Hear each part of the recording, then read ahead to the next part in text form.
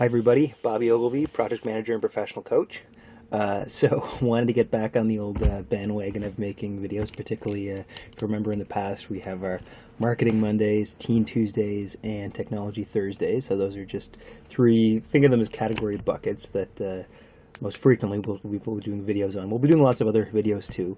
And I'd love to hear your thoughts on topics that you'd like to hear about, and particularly problems that you're trying to solve and, advice or something that you're trying to work through. That would be great for us. Anyway, back to the topic at hand today, road mapping. Why is road mapping useful? Why should you be using this if you're a coach or a consultant?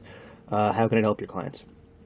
Okay, so roadmap, and sorry about the light behind me. I'll try to block it with my head. What do we mean when we say road mapping? So in the context of Bobby the coach, road mapping is something we're doing early on in the coaching relationship to establish not just what their goals are, but how we're breaking down how they're going to get there.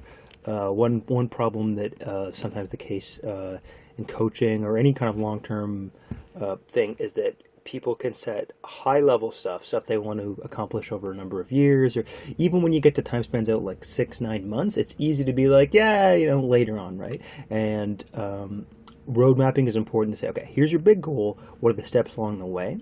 The coach I train under, Julian Bolster, who's based out of Toronto, he's big on 3-month road blocking, road mapping, road blocking, and part of that is it's a good manageable time frame. And if you think of whether you have a weekly or bi-weekly meeting with your client, there's enough sizable set of steps in there that someone can see, all right, where do I want to be in 3 months? Okay, here's what I need to do on a weekly basis to get there. And then that also nicely fits into, a half year or a full year kind of breakdown, right? And then you can do one roadmap after the next, right?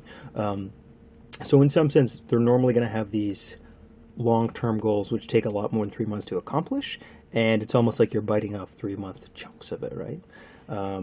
Someone might even have long-term goals, let's say even around fitness, and it might take maybe 6 months to a year to accomplish, but you could have 3-month goals along the way, right? It could be how much you want to lose or whatever. A lot of the times for business and management types, it's goals that are around some kind of sales growth or some infrastructure or something they want to get set up, or something else they need to put effort into developing, right? So those are very common ones. Okay, now and so you can see how, and one reason I think this is particularly important for coaching is that one of the gap areas I think sometimes psychotherapy and counseling can fall into is that, yes, they have their skills, yes, they might have the high level reason why they're there, someone's working on their depression or their anxiety or whatever, but because it's not clear enough how one session links to the next and how there's some long-term value coming out of it, they have this kind of I think narcissistic is the wrong way to put it, but this unstructured notion that as long as they show up to the session, things will naturally be fruitful. And if the client tries to push them back and say, how much value am I getting out of this? Like, what's the difference? They fall back on, oh, it's a process. It's a process. And in some sense, I shouldn't say in some sense, I just see that as really sloppy.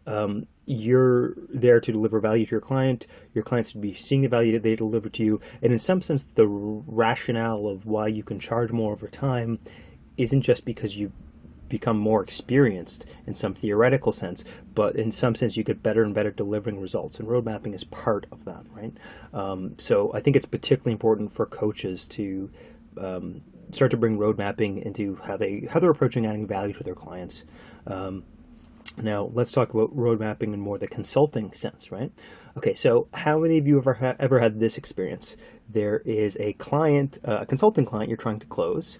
You start to talk to them, they seem to be interested, and maybe you have 1 or 2 meetings, maybe there's a series of emails back and forth, but eventually when the question comes about are they going to pay for this full contract or not, they get cold feet and they don't do it, or for whatever reason it doesn't come through. So this would be a great use case of where road mapping would help with that.